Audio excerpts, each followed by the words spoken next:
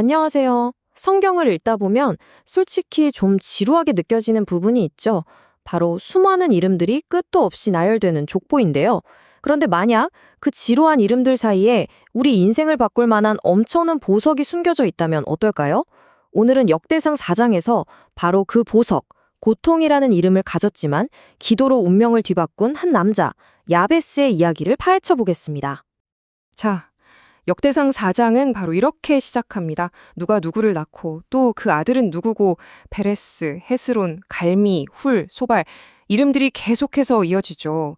사실 이게 당시 사람들에겐 굉장히 중요했어요. 포로 생활에서 돌아온 이스라엘 백성들에게 나는 누구인가, 우리의 뿌리는 어디인가를 알려주는 정체성의 지도 같은 거였거든요.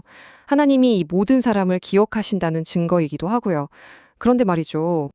바로 이 지점입니다. 정말 신기하지 않나요?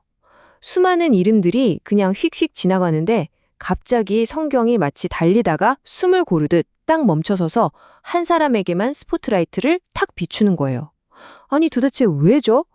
이 특별한 멈춤에 바로 오늘 우리가 나눌 이야기의 모든 것이 담겨 있습니다. 그 스포트라이트의 주인공 이름은 바로 야베스입니다.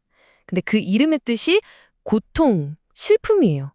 어머니가 그를 낳을 때 너무너무 힘들어서 그 고통을 담아 붙인 이름인 거죠. 한번 상상해 보세요. 친구들이나 가족이 여러분을 부를 때마다 어이 고통아, 슬픔아 이렇게 부르는 거예요. 이름이 곧 그 사람의 운명이라고 여겨지던 시대에 야베스는 태어날 때부터 고통이라는 꼬리표를 달고 살아야 했던 겁니다. 하지만 야베스는 달랐어요. 내 이름이 고통이니까 내 인생은 고통스러울 거야 하고 주저앉지 않았습니다. 그는 자신의 운명을, 자신의 정체성을 세상에 정해준 대로 받아들이지 않고 하나님 앞에서 새롭게 정해야 하기로 결심한 거죠. 그래서 그는 자신의 이 고통스러운 현실을 그대로 들고 이스라엘의 하나님께 나아가 부르짖기 시작합니다. 바로 이게 모든 것을 바꾼 위대한 전환점이었습니다. 자, 그럼 그의 기도를 한번 자세히 뜯어볼까요? 언뜻 보면 하나님, 저한테 복 주세요. 제 땅 좀 넓혀주시고 저 좀 도와주세요. 아무 문제 없게 해주세요. 뭐 이렇게 들릴 수 있어요. 그래서 많은 사람들이 이 기도를 그냥 부자 되게 해주세요. 성공하게 해주세요 같은 기복적인 기도로 오해하기도 하죠. 근데 그게 전혀 아니에요. 핵심은 동기입니다. 복을 주시려거든 이건 복의 근원이 하나님이심을 인정하는 믿음의 고백에서 시작해요. 그리고 나의 지경을 넓혀달라는 건 그냥 내 땅, 내 재산을 늘려달라는 욕심이 아니에요. 이건 하나님이 나에게 주신 사명과 영향력의 무대를 넓혀서 하나님 나라를 위해 더 크게 쓰임받고 싶다는 비전의 기도입니다. 주의 손으로 나를 도우사 내 힘, 내 지혜가 아니라 오직 하나님의 능력으로만 이 모든 것이 가능하다는 철저한 의탁이죠. 마지막으로 환난을 벗어나 근심이 없게 해달라는 것도 그냥 편하게 살고 싶다는 게 아니라 사탄의 유혹이나 죄에 빠져서 하나님의 일을 망치지 않도록 영적으로 보호해달라는 간절한 요청이었던 겁니다. 이거 완전히 차원이 다른 하나님 중심의 기도였어요. 결과가 어땠을까요?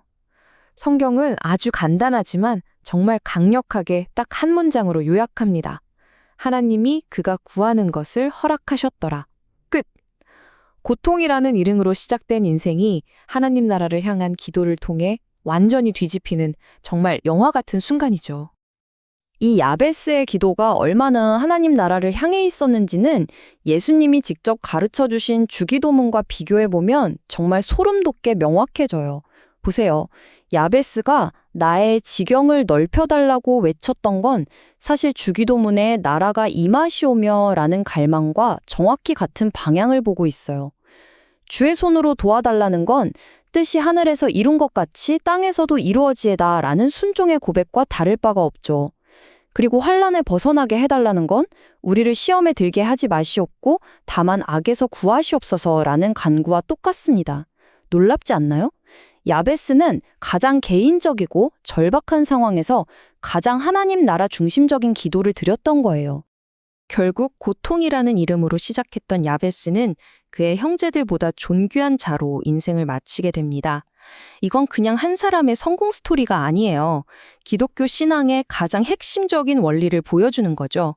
마치 예수님의 십자가라는 극심한 고통이 부활이라는 위대한 영광으로 이어진 것처럼 우리의 고통도 하나님 안에서 존귀함으로 바뀔 수 있다는 것을 보여주는 강력한 증거입니다. 그런데 역대상 4장의 이야기는 야베스라는 영웅 한 명에게서 끝나지 않아요. 여기서 멈추면 2장의 절반밖에 못 보는 겁니다. 하나님은 우리에게 또 하나의 아주 중요한 관점을 보여주시거든요. 바로 이름 없이, 빛도 없이 자기 자리를 지켰던 사람들의 이야기입니다. 이 족보의 뒷부분에 정말 의외의 사람들이 등장합니다. 바로 도기장이들, 그러니까 왕궁에서 쓸 그릇이나 항아리를 만들던 기술자들이에요. 대단한 왕이나 제사장, 장군이 아니었죠. 이름조차 제대로 기록되지 않은 평범한 장인들이었습니다. 하지만 그들은 자기 자리에서 묵묵히 성실하게 왕을 섬겼어요. 그리고 하나님은 그들의 수고를 잊지 않으시고 성경이란 역사책에 그들의 이름을 똑똑히 기록해 두셨습니다. 이게 뭘 말해줄까요? 하나님 나라에서는 세상이 알아주지 않는 평범한 자리도 그곳에서의 충성도 모두 다 소중하고 귀하다는 거죠. 자, 이제 2장이 마지막으로 조명하는 그룹을 만나볼 시간입니다. 어찌 보면 2장의 진짜 언더독, 약함과 저주의 상징과도 같았던 시므온 지파입니다. 사실 시므온 지파는 시작부터 좋지 않았어요. 조상 야곱으로부터 과거의 잔인한 폭력 때문에 흩어져 살게 될 거라는 저주에 가까운 예언을 받았거든요. 그리고 실제로 가나안 땅에 들어갔을 때 자기만의 독립된 땅도 없이 가장 강한 유다 지파의 영토 안에서 더부살이를 해야 했습니다. 그야말로 약소 지파였죠.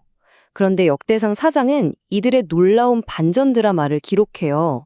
그들이 그 약함에도 불구하고 믿음으로 일어나 싸워서 마침내 새로운 땅을 차지했다는 승리의 소식입니다. 하나님은 저주받은 것처럼 보였던 약한 지파조차도 믿음으로 행동할 때 위대하게 사용하신다는 걸 우리에게 보여주시는 거죠. 자, 그럼 정리해볼까요? 고통을 존귀함으로 바꾼 야베스, 이름 없이 충성했던 도기장이들, 그리고 약함 속에서 강함을 보여준 시므온 지파, 이 세 그룹의 이야기를 통해 하나님은 오늘 우리에게 무엇을 말씀하고 싶으신 걸까요? 딱 세 가지로 요약할 수 있을 것 같아요. 첫째, 당신의 이름, 즉 당신의 과거, 환경, 상처보다 당신의 기도가 훨씬 더 중요합니다. 운명은 바뀔 수 있어요. 기도가 바로 그 열쇠입니다. 둘째, 당신의 자리가 아무리 작고 평범해 보여도 괜찮습니다. 하나님은 그 자리에서의 충성을 보고 계시고 그 일을 세상에서 가장 귀하게 여기십니다. 그리고 마지막으로 약해도 괜찮습니다. 정말 괜찮아요. 하나님의 능력은 바로 우리의 약함 속에서 가장 완벽하게 빛나기 때문입니다. 오늘 이야기를 마무리하면서 이 질문을 여러분 각자에게 던져드리고 싶습니다. 지금 당신의 삶을 묶고 있는 고통의 이름은 무엇인가요? 실패? 상처? 아니면 열등감인가요? 오늘 야베스의 이야기를 기억하면서 당신의 기도가 그 절망적인 이름을 어떻게 존귀함이라는 새로운 이름으로 바꿀 수 있을지 깊이 묵상해보는 시간이 되시기를 바랍니다.